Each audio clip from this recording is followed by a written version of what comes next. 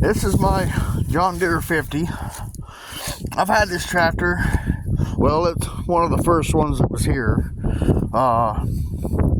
And I used to use it more. I haven't really used it since, it's been a year ago. I got it running last spring. And actually the last time I used it was the fall before that, over across the road on a 6-foot brush hog.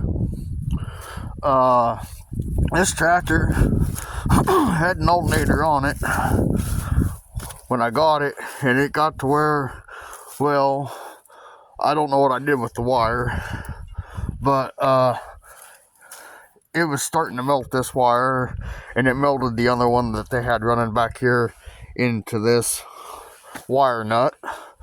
Yes, I put the wire nut back on there, but anyway, she was charging wide open, and it was in the process of attempting to fry everything electrically before I got it back across the road and up here in the yard. And I didn't have an alternator, and so I kind of, they don't give them things away no more. But anyway, so it sat over there in the yard for a while. Was over here for a while. Long story short, that is now the alternator off of Stop Leak, along with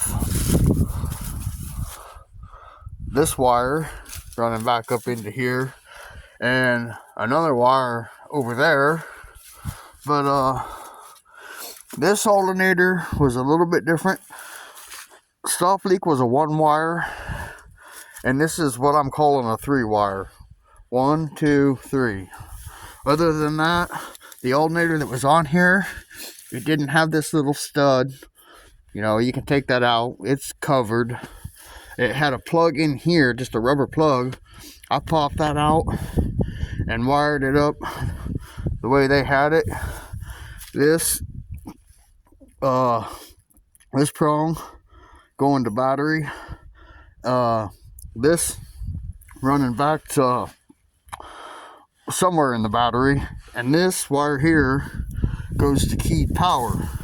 Well, I think I fried the switch because the switch isn't working, so I ran a hot wire from there to here and had it running. Put a wrench here. It's like a magnet. It's charging.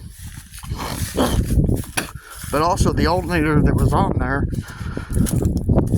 the diode in it was also going bad. For the longest time, the tractor had a short. It had a draw on the battery all the time, so I take the battery cable off. Well, we got it wired up like that. I know it was charging, and it's set out here since yesterday afternoon. So I'm going to plug this in, hit the magic, tell me how much juice the battery's got in it, and anything over 12, I'm going to say we fixed it. She's still 12.6, and it's set since yesterday afternoon. Before, that was long enough for the battery to have drained itself significantly. So I'm gonna say, yes, this wire is just propped in there because the spade doesn't fit the stud.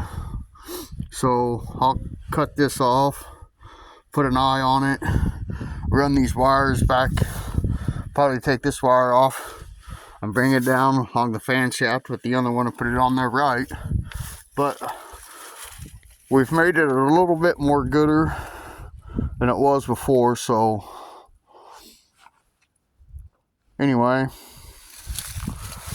get this little heifer back in the dirt.